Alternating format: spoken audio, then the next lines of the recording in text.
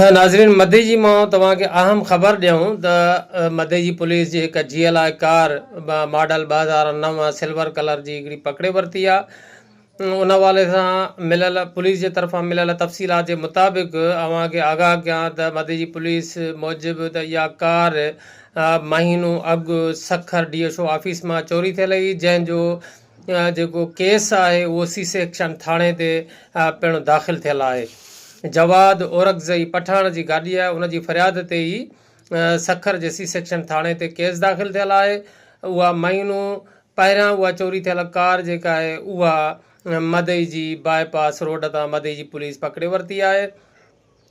मदे जी पुलिस जो चवणु आहे त खुफ़िया इतला मिलण ते असां जेका वारा बिराज आहे उन जे लॻोलॻि अछी मस्जिद आहे उतां जेको आहे छापो हणी करे गाॾी रोकीसीं। गाॾीअ खे जेको आहे ड्राइवर समेत असां गिरफ़्तार करे खणी आया आहियूं। जॾहिं त जेका पंहिंजी सोर्सिस सां मिलियल खुफ़िया मालूमात जे मुताबिक़ त इहा गाॾी मदे जी बाईपास रेस्टोरेंट ते बीठल हुई। हिकु माण्हू जेको असल जेको गाॾीअ जो ख़रीदार आहे या चोरी कंदड़ आहे उहो मदे जी बाईपास रेस्टोरेंट ते हिकु चौकीदार जे हवाले इहा गाॾी करे पाण हलियो वियो। उन खां पोइ पुलिस जे मुताबिक़ त वरी जेको ॿिए ॾींहं ते बि मोटी आयो, यानी कि 4 ॾींहं गाॾी आहे मुसलसल उते होटल ते बीठी रही। पुलिस खे खुफ़िया मालूमात मिलण खां पोइ इहा गाॾी जेका आहे उन जे जो होटल जे चौकीदार सां राब्तो कयो वियो। चौकीदार खे पुलिस गिरफ़्तार करे आई।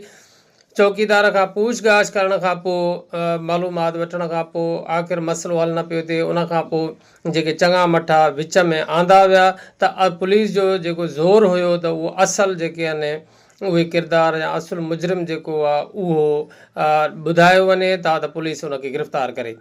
पुलिस खे उहो असुल ॾुआरीअ ताईं पहुच न मिलण सबबि पुलिस जेको आहे उन चौकीदार ते ई कार चोरीअ जो मुक़दमो केस जेको आहे दाख़िल करे छॾियो आहे। इहा अव्हांखे आम ख़बर पियो ॾियां मदे जी मां, जिते इहा GLI मॉडल 2009 कार जेका आहे उहा उन जो खे पंहिंजी पुलिस तहवील में वठी छॾियो आहे।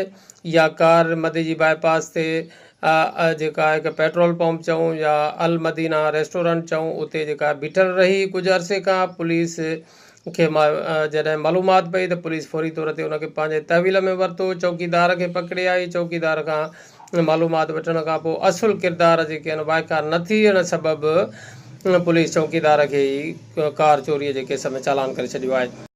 हाणे हीअ जेका कार आहे इन जे लाइ ॿुधाइनि था पिया त महीनो अॻु DSO ऑफिस सखर मां चोरी थी हुई ऐं उन जो जेको केस आहे उहो C सेक्शन थाणे ते जेको जवाद अहमद औरकज़ई पठाण आहे उन जे फ़रियाद ते केस पिणु दाख़िल थियल आहे।